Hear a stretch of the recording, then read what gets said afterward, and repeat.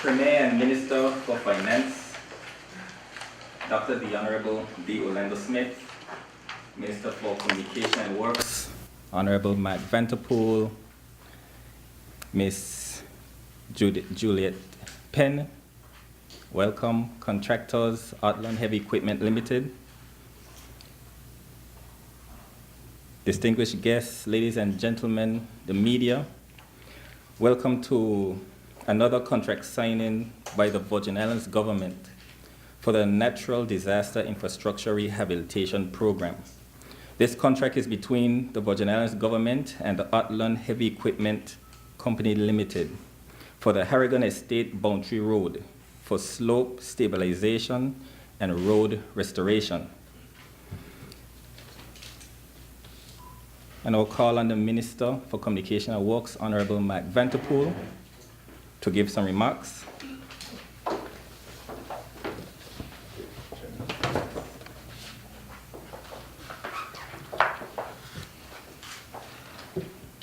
Premier, the good contractors, Outland Heavy Equipment, Mr. Crab Jr. and Senior, or Senior and Junior. I welcome our media, my good team from the Ministry,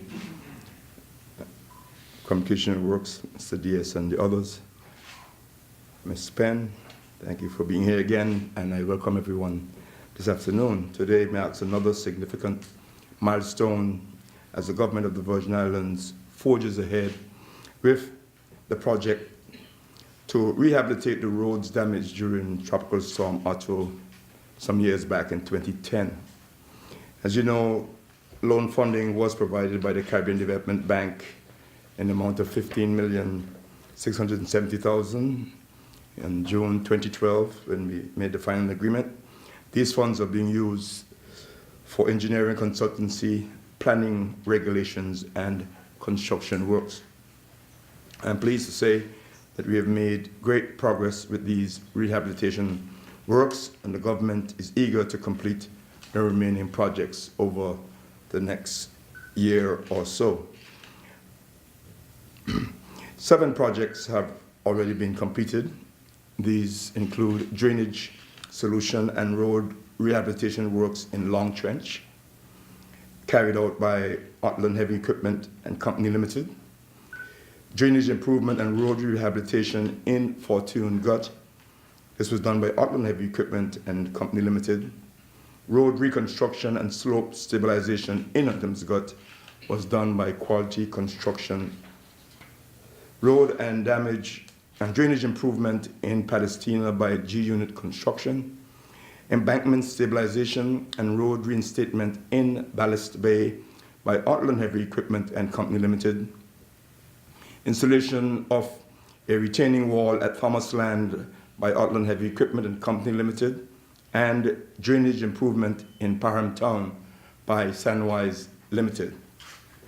With today's contract signing between the government of the Virgin Islands and Outland Heavy Equipment Company Limited, work will begin to build a retaining wall, curbs and slipper drains, and to pave the stretch of road in what we call Harrigan Estate, or more commonly known as the Boundary Road, that extends from the top of Fort Charlotte to the Seacoast Bay Methodist Church.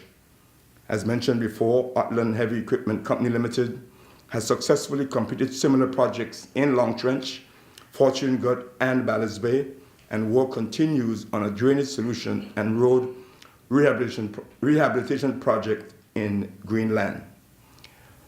I expect that Outland Heavy Equipment Limited will execute these works in Harrigan Estate or the Boundary Road with professionalism, within budget, and on time.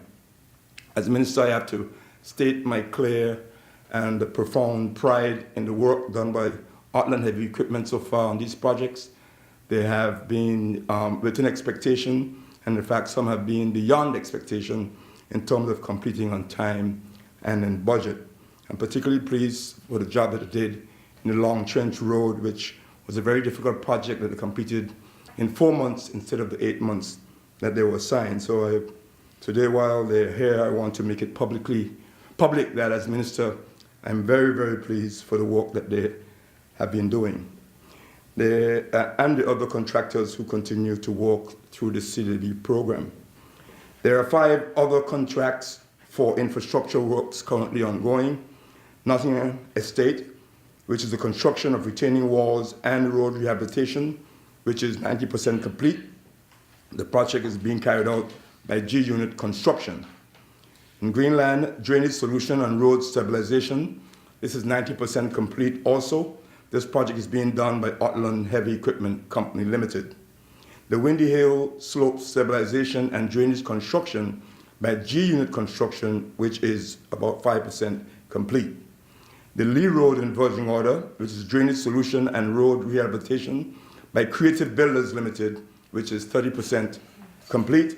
And the Horsepath Road reconstruction, slope stabilization, and drainage construction, which is being done by Quality Construction, was recently awarded to them.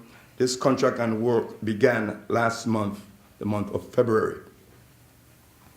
Under the Caribbean Development Bank loan funded program, Tyra Green was contracted in the amount of $2,750 to complete the planning regulations, and FDL Consult Inc. was awarded a $499,500 contract for engineering consultancy. There is one tender package now going through the national competitive bidding process via the standard local procurement procedures. The project is for rehabilitation work in the Cox Seat area. Preparations are also being made for the contract signing between AMEC, Foster, Wheeler Environment and Infrastructure UK Limited and the government of the Virgin Islands for the hydrology study. This contract is valued at $499,340. So far, a total of $10,763,990.04 has been spent on these CDB projects. $10,763,990.04 has been spent on these projects. This leaves a loan balance of about $4,906,009.96. As Minister for Communications and Works, I've been closely monitoring these projects to ensure that they are being done according to specifications, and I can report that they have been executed as required, and we are well on the way to completion. I commend all contractors and their teams who have worked and continue to work on these projects. I also commend the staff within the Ministry of Finance and my staff at the Ministry of Communication and Works for working together to execute these projects. Ms. Haley Trott and Mr. Smith, I want to thank you for paying close attention.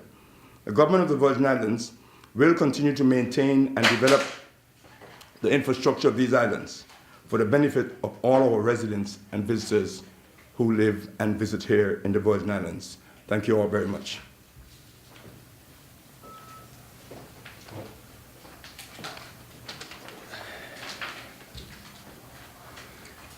We now have the contract signing.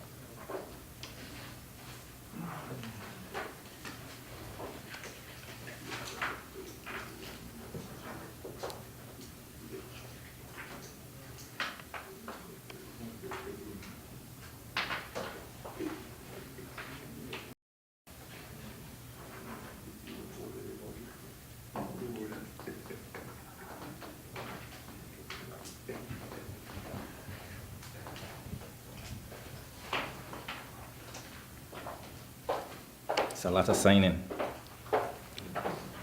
Call on the contractor, managing director, Utland Heavy Equipment Co. Limited, Mr. Utley Crab.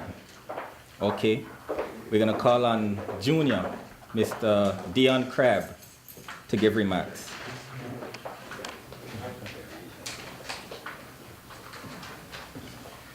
Well, good morning, everyone. We've done this quite a few times, so I'm not going to keep anyone here too long. We want to thank the government of the BVI once again for giving us the opportunity to be able to bid on projects like these. We also want to thank CDB for actually, coming around with projects like these. It's actually taken our company from one level to the next.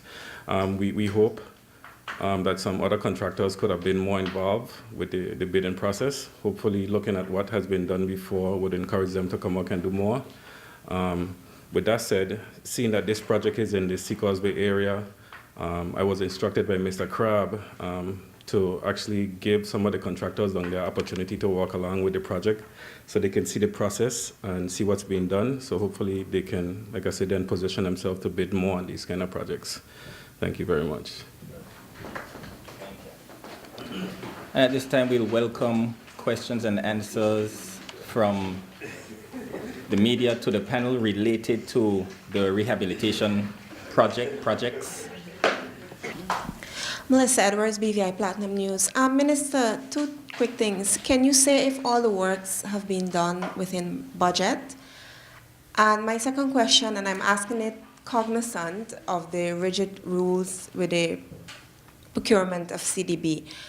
We keep hearing about 3 or 4 contractors' name. We've come over time and time again for contract signing. Going forward, I think you said it's $4 million remaining to be spent. Is it possible we can see other contractors benefiting from this? I know Mr. Crab said that he suggested that persons are not bidding. I don't know if I misinterpreted what he said, that contractors are not coming forward. Thank you. Let me see if I remember the beginning of your question. The budget, yes. I believe that the projects have been within budget. In fact, some of them have been under budget in terms of what the bids were and what we budgeted. And in some cases, 1 or 2 cases, we were able to extend the project to help around the area that we were working with the additional money that was left on the project, where we thought there was a need. So yes, the answer is they're within budget. The second question was whether more contractors could get involved, I believe. I think, CDB's process, and it's for a reason, I believe. One, they require, I believe that companies' turnover be 700,000 or more per annum. Depend on the amount of the project. So in other words, what they want to see is that contractors who are bidding on a project have some work experience, especially in the recent past. And therefore, they stipulate a certain amount of turnover they should show within a time period before the project is bid on. So that's one. And I believe there's some other qualifications that are necessary that has to be done. At the beginning of these projects, we encouraged and in fact had some workshops done to help contractors to understand the process and how to go through. We're happy that there were a number of contractors who have bid successfully, and we wish that there would be more that would bid. We had an additional one who came on stream later in the process, Quality Construction, and in fact they have won 2 contracts so far. We have had Sandwise, who did a major project in the eastern area along the Paramtown Road, a drainage project there. We have had G-Unit, and we have had Otland, and then we had the contractor that's doing a job on the road in Virgin Gorda, Creative Builders. So in essence, there have been about 5 or 6 contractors who've been successful so far. The process is open, procurement is open, the bids are open. They go to be advertised for a certain amount of time. Persons bid, we've been able to choose out of those who bid the contractors who've won so far. Yes, most of the contractors who've been bidding have been almost the same ones so far, but we wish that others who may qualify would bid on the other projects that are left behind.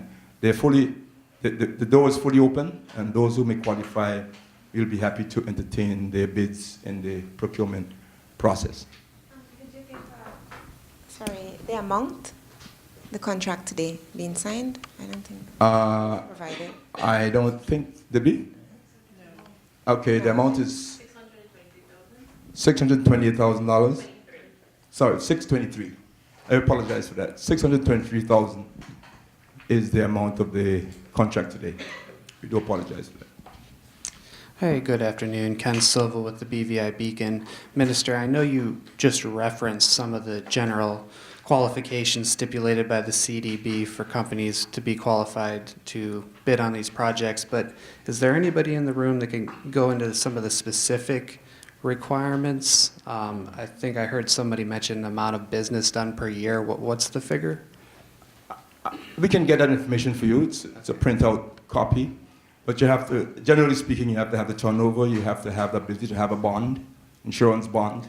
You have to have some financials to show that you are qualified financially to do the project. And you have to show that you have certain qualified engineers and persons involved in the project who can execute it. But that's generally speaking the process. But we can get a copy for you, for the media, for what the qualifications are. I think we gave it out at the beginning of these projects, but we can reissue that. It's open. It's in fact usually on CDB website and so on, but we can make it available to you very easily. Sure, that would be great. And are any of these requirements you think should be implemented in the BVI's tendering rules? They do help. In fact, we have had someone from who's connected with CDB to assist us in giving us some guidelines on procurement, and some of them we've adopted. We can't say that the stringent rules that are there for CDB we can apply in contracts throughout the territory. That will obviously exclude too many of our people here. So, but we do require that qualified persons bid on projects. Okay, and a lot of these requirements were recommended by the CDB in the report the Premier Commission in late 2015 in response to the calls for the Commission of Inquiry and the cruise pier and all that. Do you know what the status of that report is in terms of, is anything in that CDB report being discussed in Cabinet to be implemented anytime in the near future? I think that's an area that I do not wish to comment on. I believe the Premier is dealing with those matters at the Ministry of Finance level. But I'm sure at the opportune time you can ask those questions. Okay. Thanks. Kathy Richards, JTV News. Good afternoon. Minister, could you say what's the status of the work being done at Nottingham Estate? I know you referenced to it being ongoing. I know it's been going on for quite some time now. Are there challenges, or are they still within their time limits? The project is beyond its time limit. but it's almost completed. Like I said, there's about 5% more to be finished. I visited the project probably a couple of weeks ago, and they're just about finishing the project in Nottingham. Malika McPherson, the Island Sun newspaper. Minister, within the period that the CDB loan was sourced and the drawdown and the first set of contracts, and I know you mentioned a few more to go, a number of other areas became damaged and are in need of repairs. Is this a sore point for you, considering you're working in one area, but there are a lot of other areas that needs to be fixed? And how do you plan to address this? Thank you. Very good question. We obviously, as ministry, responsible for infrastructure in the territory, especially in areas that have some precarious situations, have to deal with them on a constant basis. In fact, even outside of the CDB projects, over the last 5 or 6 years, we've been doing some of these that become very tenuous. There's one that was in the Brady Gut area that we dealt with. Had to build a retaining wall and so on to avoid the dangerous situation there with the road. We have done one in the eastern area, close to the residence by Mr. Penn in that area, outside of CDB. There are a number of others that we've done. We've done one in the Carrot Bay area, I know a major wall project there. And we continue to do others. As you know, we did the road going up the Great Mountain some years ago that was damaged very badly. That was outside of the CDB project, so we continue to do a number of them. There are a number of others, as you quite rightly said, that we've been identifying as the years go by and you have more storms or rains that damage the roads and so on. We're tackling those. It gives me the opportunity to say that we are obviously in a very major roadworks program that will take us another 2 or 3 years to complete. Where we are tackling the 2 major road areas in Tortola, Virgin Gorda, and some areas. Anegada, we have done some already. We have some more to do, and we are doing some work on Just Van Dyke on what they call the bottom road, and so on over there. All of the major roads in the territory we are tackling. It will take some time, as you know, through the $16 million Social Security Board loan. We have done quite a bit so far. Spent about $10 or $11 million on 11 miles of road so far. There are a lot more that we have to finish. While we're going through that process, the roads are not in any good shape in many areas. I can't say that as minister I'm satisfied with it. I want to, again, apologize to the motoring public for different areas. But as we do the sewage works, as we do the water works, we damage the roads, and then we are going to be fixing them. But we felt that we should spend the time this year on the sewage and the water works before we go and do our major repairs to the roads. For example, the roundabout in Road Town to the round. As you know, we brought the road from the roundabout in Port Purcell to the roundabout in Road Town. We're going to pick up from there and take it to the roundabout in Prospect, and then continue on to meet the road that we just completed from Duff's Bottom to Seacow Bay. In the meantime, before we do that, we're doing a lot of infrastructure work on the road between the roundabout in Road Town and the roundabout in Prospect. Sewage works, water works. You're going to see us do some major works on the sidewalks. We're going to even do some adjustments to the road alignment before, when we go to the public and discuss it on that main road going to Prospect. So over the next year or 18 months, you will see a lot of that happening. We just completed some sewage works in the McNamara area between the governor's residence area and the McNamara Gap. We're going to do some more down in just beyond Seaview, going down towards the Fort Butt area. And all that will be works that will disturb the motoring public. We want to give a little warning there, but we're going to be doing all those, and then we're going to come after that and repave the entire road, build new sidewalks, and create a better pedestrian opportunity for persons in the city, and some other things that we're going to be doing. So the other major road works that we're going to be doing will be following the sewage works from Parham Town to Parakeeta Bay. We're going to overlay the entire road right up to Brandywine, and that's in the planning stages as soon as we finish the sewage works. We're also going to continue the road works immediately. In fact, the project is about to restart in the Bellevue area from the Hope Hill over to Bellevue Junction, and then we'll pick up from there and take it all the way over to meet the road works we've just completed in the Chalwell area, which will complete that that entire Ridge Road project that we wanted to do on the top of the hill, and then we'd have just about completed the major road works on the shoreside road. So those are some works we haven't planned. We want the public to continue to bear with us. We must do better in improving in between that time, but we're going to continue to try to do better as we work on the roads infrastructure, the sewage, and the water infrastructure. One more question. Just to follow up, Minister, on all that you've said, you mentioned 3 points that will be tied into the question. You basically pointed out that you are the minister with the responsibility for infrastructure.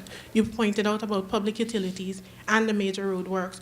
The question that the public has often asked informally is, government repairs the roads, and you're mentioning what you're going to do about public utilities. Any sort of plan to ensure that the private utility companies, when they cause road damages, contribute in some way to repairing the roads? Any form of government discussion in that area? Obviously, this is a sore point quite often, but we do have communication with the private utility companies as they do their works. Sometimes it doesn't appear that they're repaired on time and so on after, but our ministry and the Public Works Department must be informed before they do it, and then after they do it, they're expected to assist in the rehabilitation of those roads. It doesn't always happen. It doesn't always happen as we would like it to, and not on time as we'd like it to, but there's continuing dialogue about it, and we hope that we can improve on that as we go along. So government is not going to push the issue? I said that this dialogue continues, and there are contributions made by them in many ways to some of the projects to rehabilitate the roads that they may have had an input in destroying in certain ways.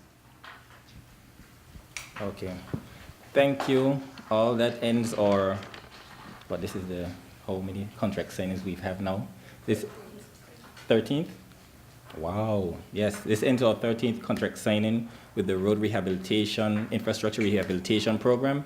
Thank you all for being here, and look forward to seeing you and having you for many other contract signings the Virgin Islands government intends to have in the future. Thank you.